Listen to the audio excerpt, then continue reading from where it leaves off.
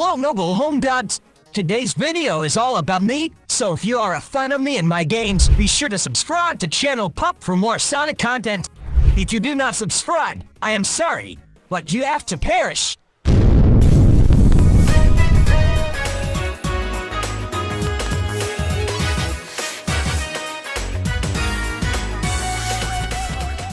Sonic Unleashed is like the best game ever made, and so is Sonic Generations, and when you put the two together, you get, well, basically Sonic Unleashed day stages. But here's the thing, Sonic Unleashed never got a PC release. But fortunately, when Sonic Generations was released on PC, the Sonic modding community had us covered by porting all of Sonic's daytime stages into Sonic Generations. Not only that, they are fully functional with new little features as well. The Sonic Generations White World has been completely transformed into the world map of Sonic Unleashed, and the attention to detail here is beautiful. I especially like the animals in the Missouri part of the White World, but just also the fact that the skill vendor from Sonic Generations has been replaced with the ice cream vendor from Sonic Unleashed. And all of these levels just play better than ever before thanks to the improved controls of Sonic Generations. And as well as that, the frame rate is so much better than it was on the original console release of Sonic Unleashed. As well as that, the different egg pawns scattered around the Sonic levels have now been given attire to match the location they're from, which is a really nice touch that just adds a little extra character. It is thanks to this mod that the best part of what I would consider to be one of the best Sonic games ever made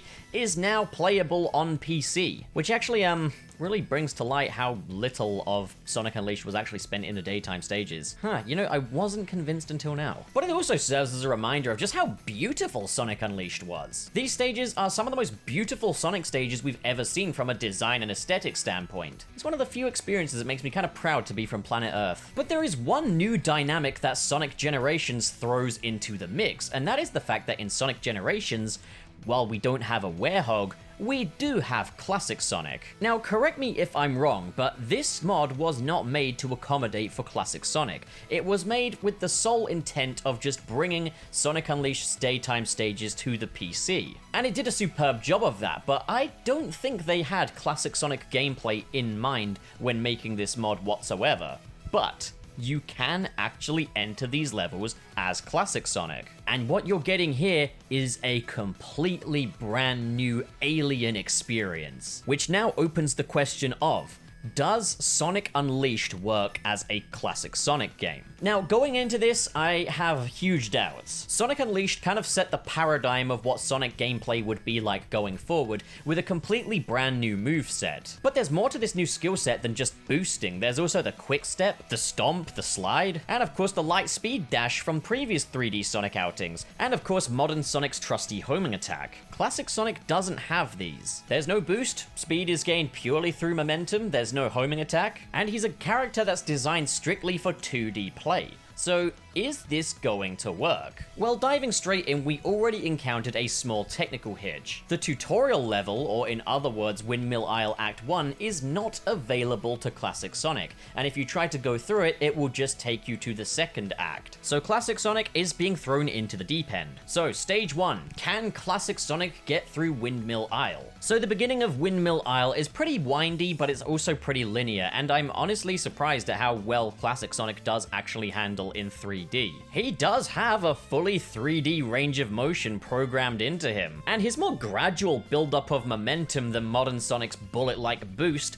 does make reaction times a little easier for certain obstacles. But then we reach this cliff edge where modern Sonic would homing attack past these little purple orb spinny things, but Classic Sonic has no such option. So there was definitely some trial and error here trying to bounce from bot to get across. Trying to land Classic Sonic onto the robot is a difficult task that does require quite a bit of precision when in 3D. But worse yet, once he bounces from a robot, he does lose a lot of his forward momentum, which can make it very difficult to get to the next robot. Classic Sonic clearly is not supposed to pull off maneuvers like this, and I soon realized this wasn't going to be possible, so I tried a different strategy. Classic Sonic holds a lot more of his momentum when jumping than modern Sonic does. So So what I did instead was just try to get across by just doing a running jump. And this was relatively successful. Classic Sonic actually lands on the second bot in without needing to take down any of the other robots to get to the other side. And so you come to another running section where you are encountered by more of Eggman's robots. And this is another point where things get a little bit difficult. With modern Sonic, you could just boost or slide your way through these guys, but with Classic Sonic,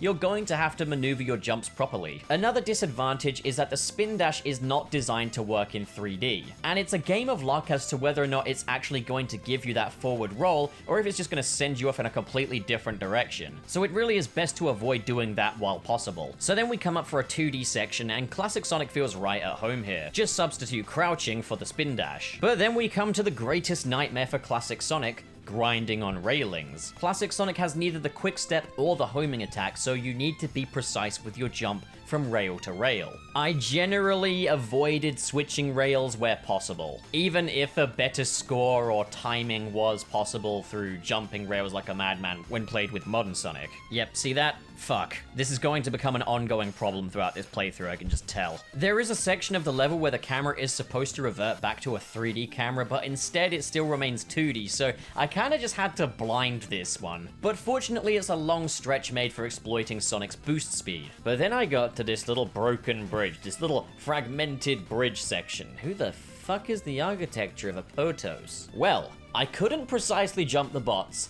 and I couldn't get enough momentum in a running jump to get across. I had to do the unthinkable. It was now time to do the spin dash in 3D. And lucky enough, it actually worked. Literally, what a convenient place for that to actually work successfully. And after that, the rest of the level went off without a hitch. One little observation is the little directional doohickey things, that little cannon that Sonic gets into and you choose the direction he goes.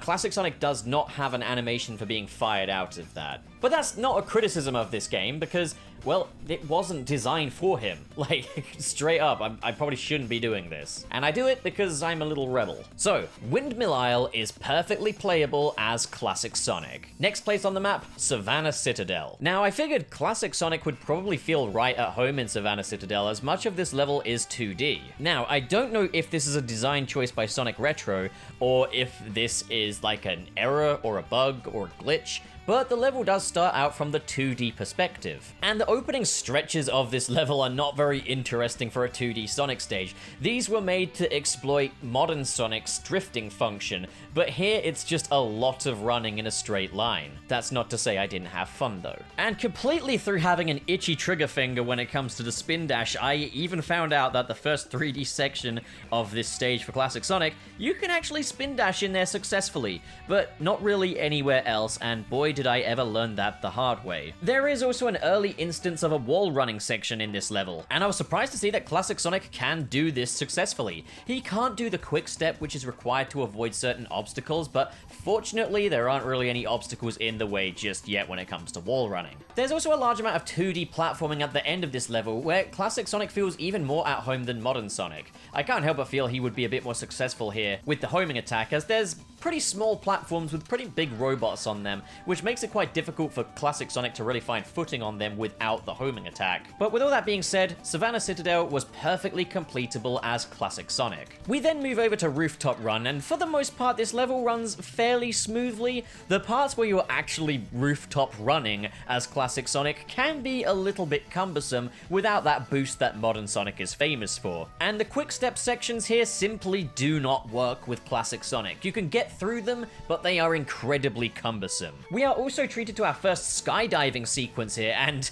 as Classic Sonic, what they lack in coordination they make up for in comedy. Unlike modern Sonic, Classic Sonic can't really effectively do a controlled skydive, and you're pretty much frantically running through air trying to get down, and the animation here makes it look like Sonic is really panicking. We also get the first instance of these laser robots where modern Sonic would ordinarily boost into other robots robots and quick step in order to fire those robots at the laser robots. You get me. Again, with Classic Sonic, you can do this successfully, but it is incredibly cumbersome, and being as you can't do the quick step, expect to get hit by the lasers a few times. I did find that Classic Sonic does instinctively move forward during these segments, and if you do take your finger off of the acceleration and just commit to moving left and right, you can get this done a bit more effectively. Other gimmicks such as balloons in the air that Sonic can typically homing attack to take higher paths do not work with Classic Sonic, but it's when you get to the clock tower that not having the homing attack can really start to hinder you. There are a few platforming segments which Classic Sonic does admittedly handle better than modern Sonic, but then you get to another three-way streak of purple spinner bots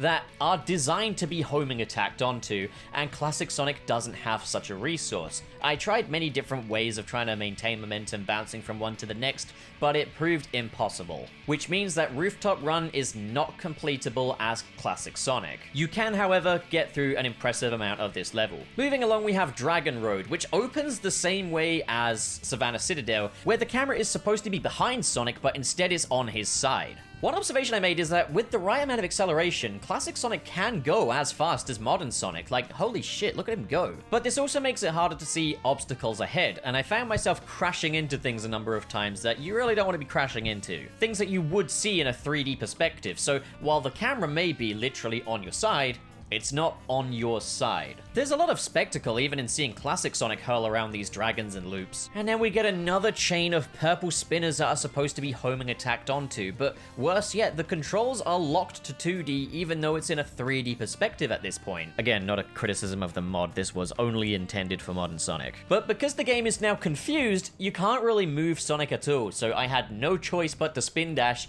and fortunately it worked. It seems that when you really need it the most, it does work, and I'm not sure if that might have been something programmed in by modders as like a courtesy. Maybe there has been a few little tweaks here and there.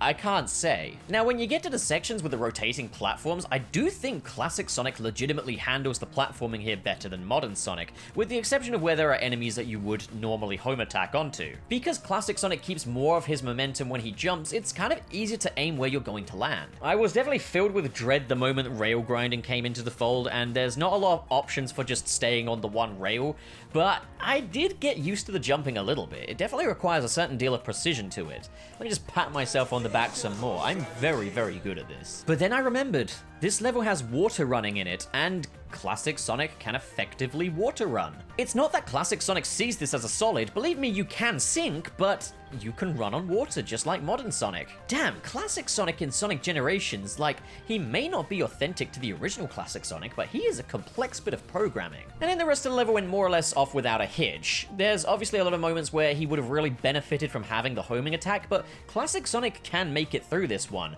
The final stretch where you're just on that road and you'd typically be dodging stuff, that's now in 2D in this version. And it is a very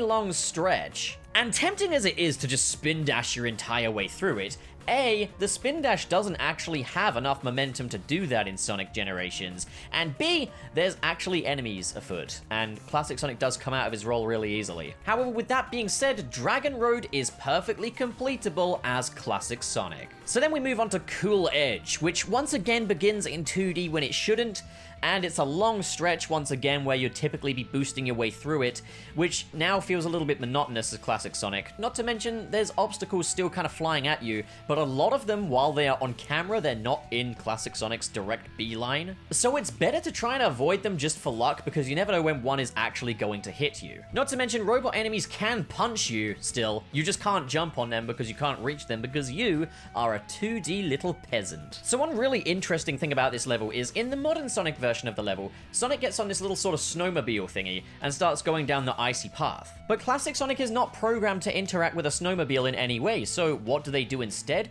They have the skateboard, which does lead me to believe that there might have been some tinkering with these levels by the Sonic Retro team. But what contradicts that is that the skateboard is not your friend.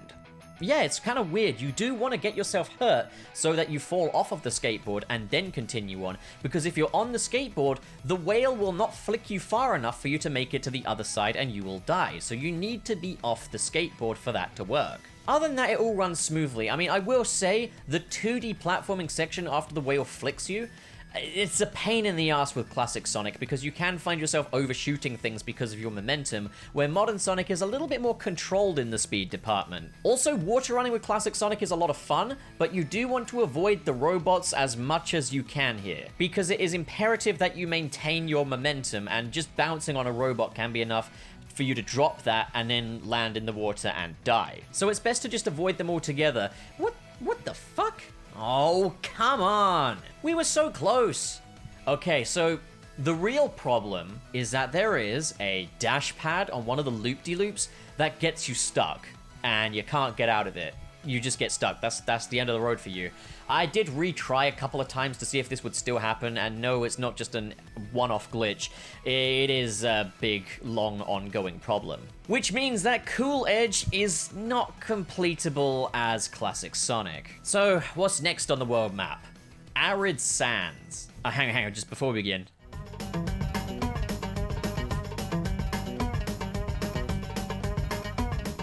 Yeah, see, now that's good stuff. This level is full of spectacle, and wow, it really maintains all of that spectacle even with classic Sonic, but this does effectively cut off a lot of the higher path routes. I was actually really impressed by how much of the lower route is accessible by classic Sonic. Without the homing attack or stomp ability, you are effectively eliminating an entire level of this level. But the great thing is, there is that lower path that completely accommodates for a Sonic that is not designed to play in these levels. And once again, some of the 2D platforming segments do feel like they were more designed with classic Sonic in mind than modern Sonic. Like this 2D section here with the platforms and the spikes, it's kind of ripped straight out of Sonic 1 when you think about it. There's a lot of quick stepping segments though here where the game just kind of sputters and dies when you're playing with classic Sonic. But the real final fuck you then. The real asbestos on the turkey dinner this time is the quick-stepping wall-running segment. There is nothing classic Sonic can do to react fast enough to this.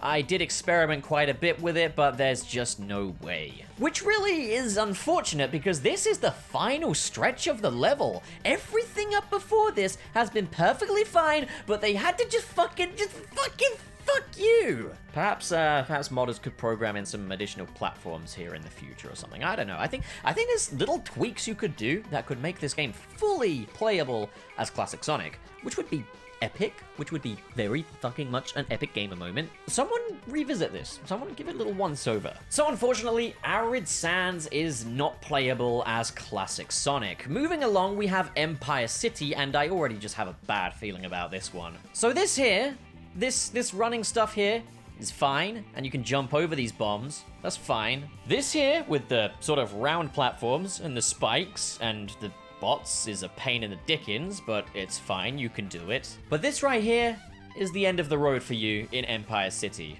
Ah, fuck. And so Empire City is not playable as classic Sonic. So now for the final stage in this experiment, Jungle Joyride, and it'll be a fucking miracle if this is playable as classic Sonic. There is so much modern Sonic stuff you have to do here. Homing attack enemy chains, lone moving springs, quick step sections. Okay, here goes nothing.